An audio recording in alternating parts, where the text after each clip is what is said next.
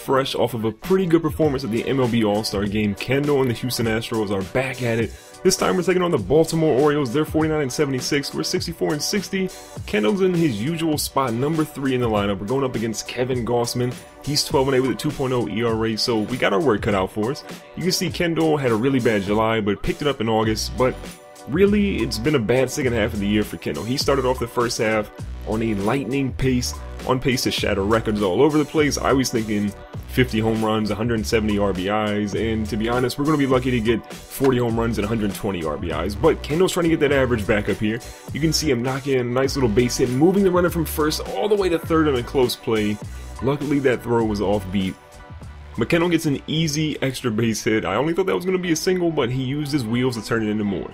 You can see Prince Fielder batting .306 here, clapping his hands, getting ready.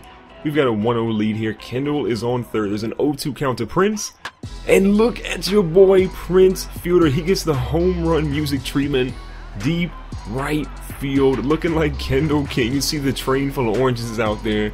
Now, some of you guys used to tell me that you would be the conductor of the train. Let me know in the comments below who is driving that train. Is it one of you, or is it just the conductor got his job back? So here in the bottom of the 6th, we got runners on first and third. Baltimore has a 4-3 lead on us. Nobody is out, though. First pitch of the bat's going to come in. Kendall's going to lay off of that one. It's a 4-seam fastball outside, low. Pitcher's looking a little nervous now. 2-1 count. It's in Kendall's favor. Pitches inside.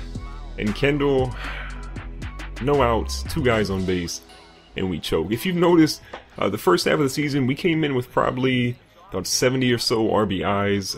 And right now, we just haven't got any RBIs. We've been stuck in the 90s for a really long time. In the bottom of the 8th now, Kendall gets a nice hit over here into the first base gap. Nobody on base though, but that is going to put Kendall on base, so hopefully somebody can actually knock him in at this point. Doing a little bit of stretching there. Now Kendall's still on first, pitches in. Kendall's going to try and steal second base. The ball is in. It's late though. It's a little high. Kendall gets another stolen base. I don't know where we are in the stolen base number, but I feel like we have a decent chance at 50 or 60 this season. Now Adam Jones is going to hit a ball right down the third base line. The umpire says that it is fair, so Kendall's going to make his way all the way over to home plate. That's going to get a run that we absolutely needed in this ball game. So we end up winning 9-5 after Kendall scores there. We get 2 hits, scored twice. One of those was a double, but unfortunately, no RBIs. So moving on against the San Francisco Giants, they are 77-55. We're 67-63. At this point, we have the second wild card spot. Kendall's back batting in third place. I don't really think we're going to have a chance to actually win the division. If I remember correctly, we're down about 17 games or so. So our chances of winning the division, pretty much 0 at this point. So we're fighting for the wild card. We're hoping that we can do it. A little note for you guys is that this will be the second to last episode of this season. We're going to play the next episode. We'll finish out the season and figure out whether or not we're going to make it into the playoffs. And then after that, we'll see what happens. Now, Kendall, I believe, is in either the final year of his contract or second to final year of his contract.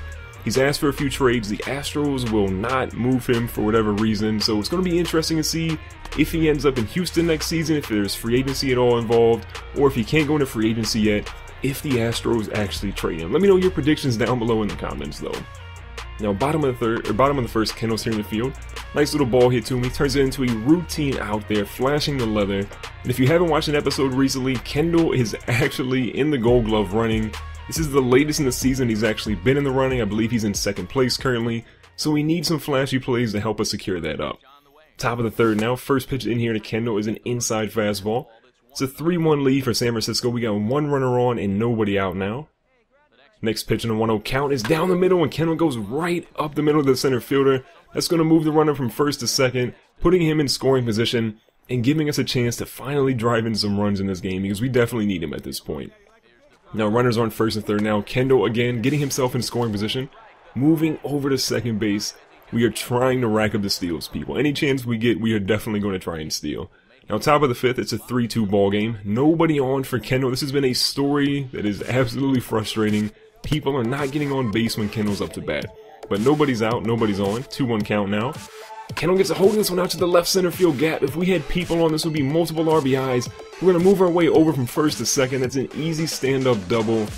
And I just can't help but think, what would we do if we had people on base? Maybe that's part of the problem. Maybe the Astros just aren't getting enough people on base for us. We have 36 doubles this year, but only about 98 RBIs. That's a little crazy to me. Now bottom of the 5th, 3-3 count, or 3-3 ball game. Look at this ball hit over there. Kendall's gonna flash his leather and get it over to first. The umpire says he's out. Those are the types of plays that we need if we want to win a Gold Glove. Kendall needs things like those. Look at that. And if you guys noticed, I gave Kendall a new accessory. It's been a while since we've had an update. He's rocking kind of some shades or some goggles there. We gave him some orange trim because you know what? I think it looks kind of cool. Now, up top of the 7th, we're down 4-3, 1 out, nobody on. First pitch is a nice little slider that breaks just across the inside of the plate on Kendall.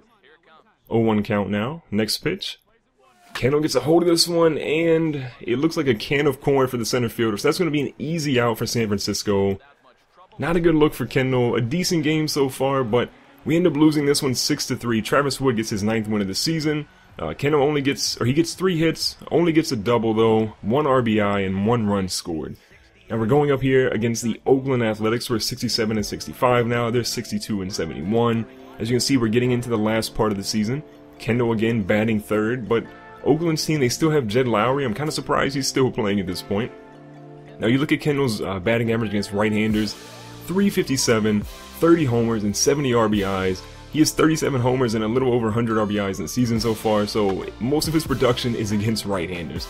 And we are going to move that runner from 2nd to 3rd. It's not deep enough here on this base hit to get him into home, so we choke on an RBI opportunity, but at least we're getting our batting average back up. This is the highest Kendall's batting average has ever been at this point, and if he finishes this high, it'll be a new career record for him. Now we're in the top of the 3rd. We have a 3-0 lead, nice and comfortable. Nobody on, nobody out. Ball is hit down low and Kendall drives it right up the middle, almost hits the umpire and the pitcher on that one, almost a 2-for-1. Nice little base hit to extend that average again. We should be right around 350 at this point. And you can see entering the game we were 348. The next closest person was at 316, and look at Prince Fielder down there at 304, having a good season himself. Now again, we're going to steal here on first base. Catcher cannot get to us. It's been a long time since we've been thrown out.